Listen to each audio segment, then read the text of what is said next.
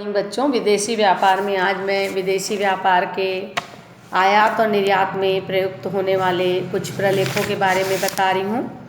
आयात, जैसा कि मैं पहले कभी बता चुकी हूँ कि विदेशों से वस्तु मंगाना ये आयात होगा और विदेशों को वस्तु भेजना ये निर्यात होगा।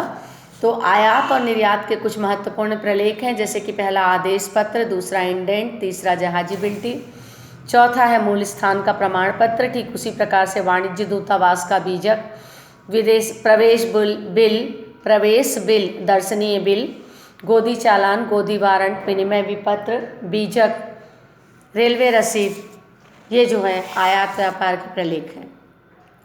ठीक उसी प्रकार से निर्यात व्यापार के भी प्रलेख हैं। आदेश पत्र, इंडेंट, जहाजी बिल्टी, मूल स्थान का प्रमाण पत्र, वाणिज्य दूतावास का बीजक, नौभाटक पत्र या चार्टर पार्टी, इसके अलावा कप्तान की रसीद, इसके अलावा जहाजी आदेश, जहाजी बिल, गोदी रसीद, गोदी चालान, बीमा पत्र, बंधक पत्र, विनिमय विपत्र और बीजक। एक एक करके हम इसका पूरा विस्तार पढ़ेंगे, जिसमें पहला है आदेश पत्र।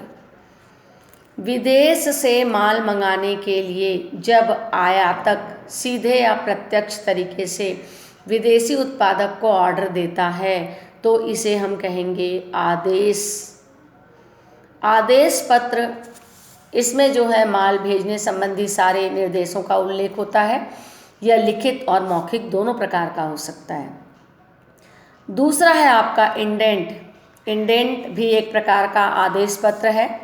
ये विदेशी व्यापार का एक महत्वपूर्ण प्रलेख है। यह आदेश पत्र की तरह होता है जो विदेशी व्यापार में क्रेता द्वारा तैयार कर निर्यात प्रतिनिधि के माध्यम से क्रय करके निर्यातक देश में स्थित निर्यात प्रतिनिधि को भेजा जाता है। इसमें माल की मात्रा, मूल्य, किस्म, माल भेजने की विधि, माल का पैकिंग, भुगतान की रीति आदि सभी बातों का वर्णन होता है। इंडेंट दो प्रकार का हो सकता है। एक होता है पूर्ण इंडेंट और दूसरा होता है अपूर्ण इंडेंट। फिर से सुनेंगे। इंडेंट मतलब एक प्रकार का क्रयादेश है। एक देश को दूसरे देश से माल मंगाना होता है तो उसके लिए वो इंडेंट का प्रयोग करती है।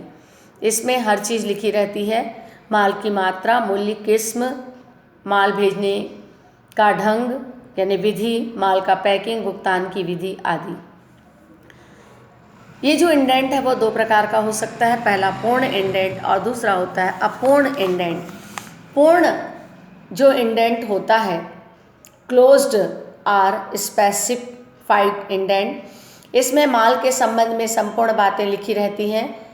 इस इंडेंट में आयातक निर्यातक प्रतिनिधि को किसी भी प्रकार का कोई अधिकार नहीं देता। माल भेजने से संबंधित समस्त बातों का निर्यातक जिस इंडेंट में उल्लेख करता है उसे हम कहेंगे पूर्ण इंडेंट। दूसरा होता है अपूर्ण इंडेंट।